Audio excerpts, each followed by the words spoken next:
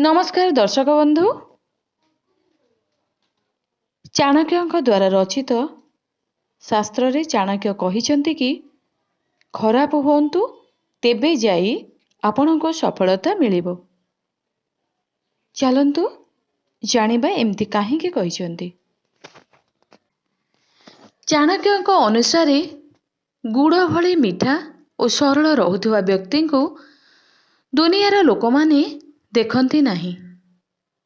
एहा सहित एही लोक माने सर्वदा कष्टर सामना करिथांती।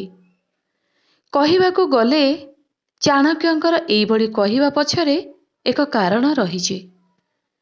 आज आमे आपनको एही कारण विषय रे और सफलता केमिति हासिल करिवे सेई विषय रे जणाउछु। चाणक्यंक अनुसार मनुष्य को प्रथमे खराब हेबा उचित, कारण जंगल रे थिबा सीधा गछ ओ भल गछ गुड़ी को प्रथमे कटा जाई थाए ओ बंका किंबा खराब थिबा गछ छाड़ी दिया जाए, कारण एही खराब गछ गुड़ी को कौनसी कामरे आसी न थाए।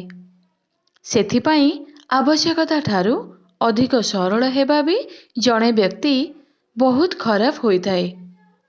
एहा सहित चाणक्य कहिसंती कि जीवन रे बेले बेले एमिति परिस्थिति आपणक सामना को आसी जाए जेउठी मनुष्य को खराब हेबा को पड़ी थाए।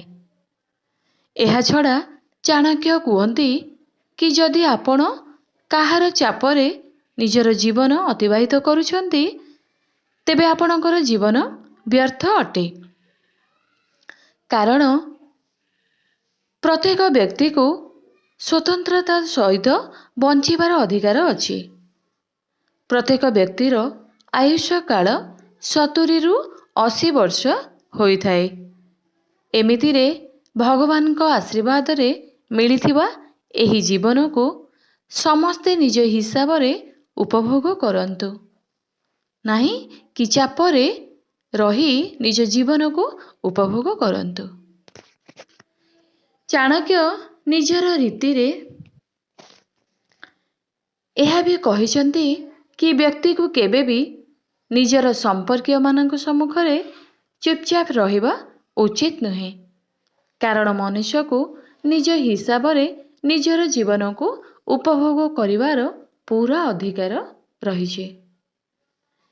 चाणक्य कहते कि जेउ काम करिवा द्वारा आपण खुशी अनुभव करुचंती सेही काम को ही आपण करंतु, अन्य काहार कथारे आसे कौनसी भी काम करंतु नहीं। चाणक्य आगो को कहउचंती भी व्यक्तिर मनरे सबुबले एहा डर थाए कि सामना रे थिबा व्यक्ति को जदि से मना करि दिए तेबे ताकू खराब लागि पारे किंबा से ता ठारू दूरेई जाई पारे। एमितिरे चाणक्यंक मतरे एही बड़ी व्यक्ति को निज जीवन ठारू दूरेई रहिबा उचित, कारण एही बड़ी लोकंक ठारू दूरेई रहिबा ही आपणक पई भल अटे।